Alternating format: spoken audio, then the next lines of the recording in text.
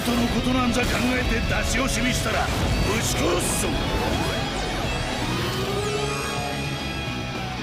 Alright, what is going on, guys? SpitefulHopes back again, coming at you with a video that we're going to be quickly going over the news. Apologize for the lack of the green screen, I'm lazy today. Yeah, so I'll be giving an update about me in a bit, but I do want to go over all this. So, for example, they are coming out with a new update. In order to make the preparation for co-op quests easier, we'll be adjusting the character change function. Players will be able to set up 5 special co-op quest only decks for each attribute. Furthermore, upon entering a co-op room, the characters of that attribute will be automatically selected. Players will be able to change not only the characters, but the accessories equipped to each character. Now, this is going to be incredibly good for quality of life, because when you go into like random matching, or say your friend is like starting up a room, sometimes you want to be able to join into that inheritance zone. But like, for example, technique only, I already have green Kenpachi set up, so I'll be able to go into that room. However, when you go into like one that you're not allowed to go into, you get this: you need to fulfill the following conditions. And this kind of sucks, because say you're in the middle of like doing the point of say you're in the middle of doing like the point event, right? You click this, you can no longer be just dragged to your friend's room. You have to go. It's like, okay, now I have to click co-op, I have to change my character, I have to change the filters, I have to change this, I have to change that, and it's a pain in the ass. So you can't even build your character in the middle of the thing either. So being able to bring up like 5 different decks for each attribute is going to be good, because that means that if you have the Link Slot Potion characters, you'll be able to just set those characters up in order to just immediately get put into these Inheritance Zone lobbies, right? So like, say you have green Kenpachi, red Raruka, Desert Society, Rukia, and Kisuke, right? I can click Kisuke, and then it'll automatically put me onto my Kisuke. I can go and do this. Dang, everyone's farming Kisuke today. I can click technique only. It'll automatically bring me to my Kenpachi, where I can leech in peace because Kenpachi sucks. And then on top of that, there are some new things that I want to go over. Changes to pack screen. We plan to adjust the pack screen so that pack notices can be viewed there. I'm not really sure what that's all about. They have they have fixed the Kenpachi raid. They have postponed the Noose and Kaimon Cave of Diligence. And then on top of this, I was going to make a joke, something along the lines of imagine using in-game chat, but that's probably why there's no comp. Okay, so we have confirmed an issue whereby shortly after logging into a chat room, the connection would fail and some group chat messages would not be delivered. Issue has occurred from the 1st to the 3rd. The issue has now been fixed. We apologize for any inconvenience caused and hope you continue to enjoy the game. Now, this kind of irked me a little bit when I read this, because for some horrible reason, you guys still haven't fixed this. Like, don't go to these sites, by the way. Like, they're gonna steal. They try to steal your information. All right, so literally, don't. If you're willing to lose your account, feel free. But yeah, I mean, you can potentially lose your account. They do steal your information. That's how it works.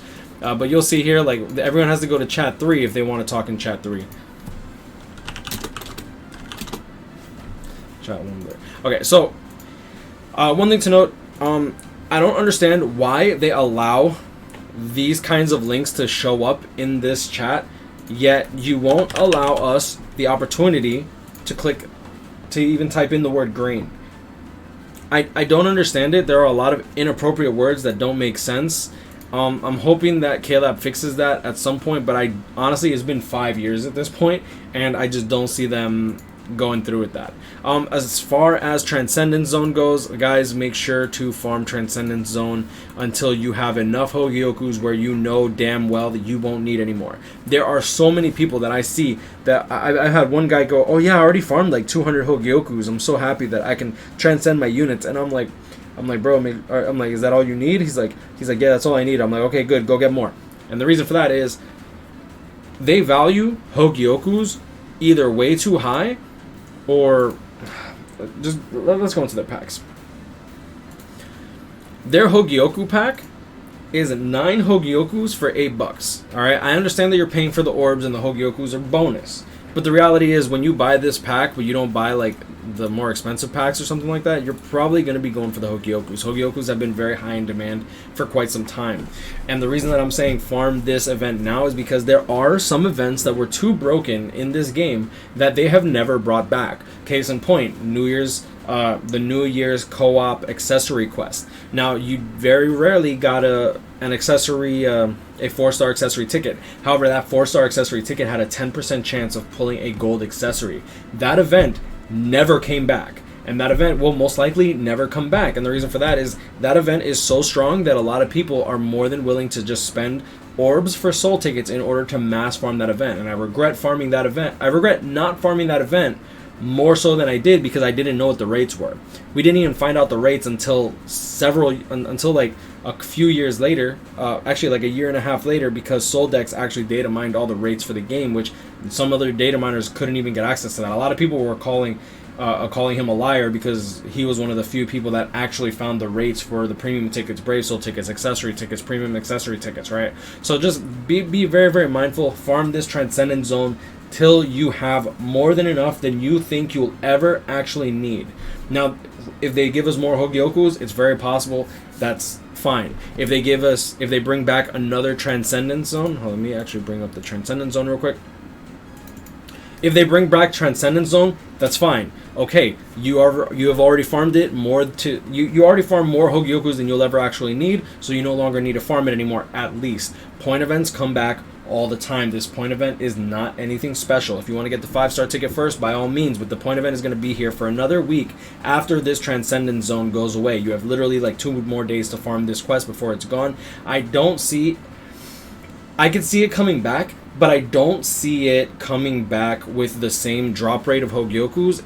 And if it does come back with the same drop rate of Hogyokus, I don't see it coming back once a month. I see this event coming back maybe once every 3 months or so. I do think that this event is, in my opinion, broken.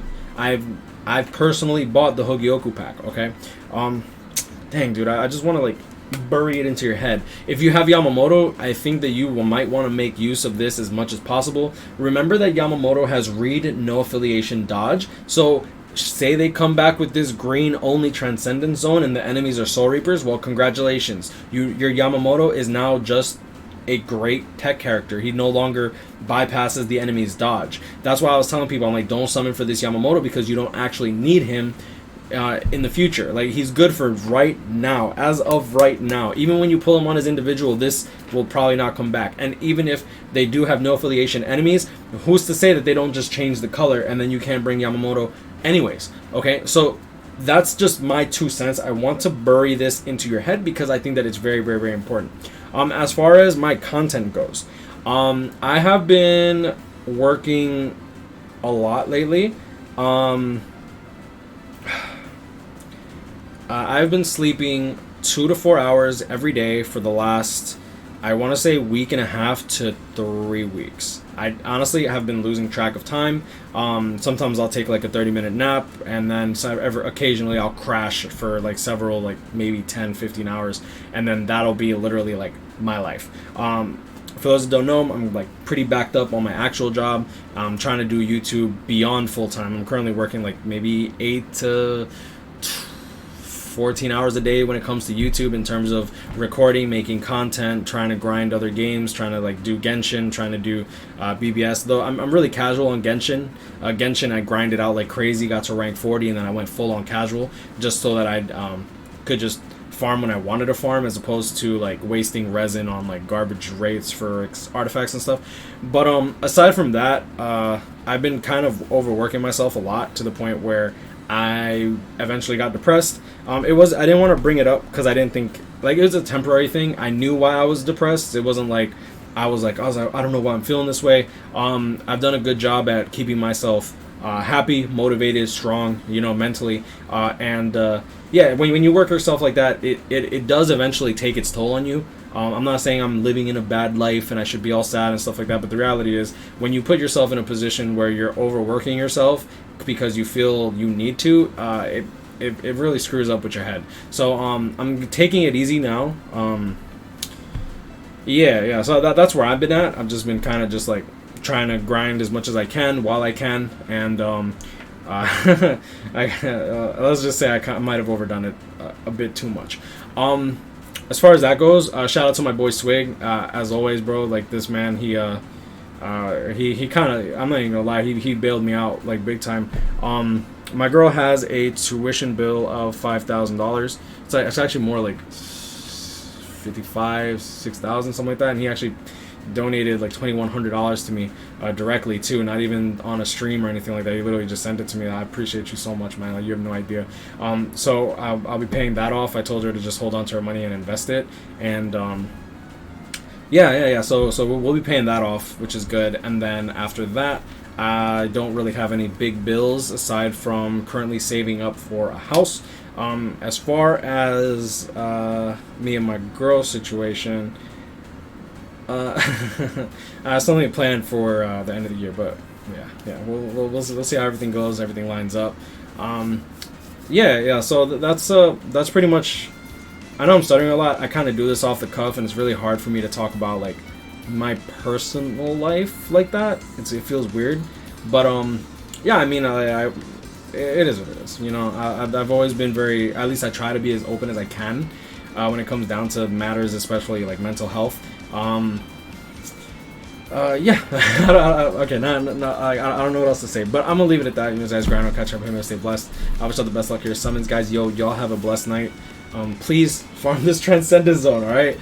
Like, if you don't have more Hogyokus than you think you'll ever need, you should keep farming, alright? Farm some more. But one thing to note, like, for those that haven't started this,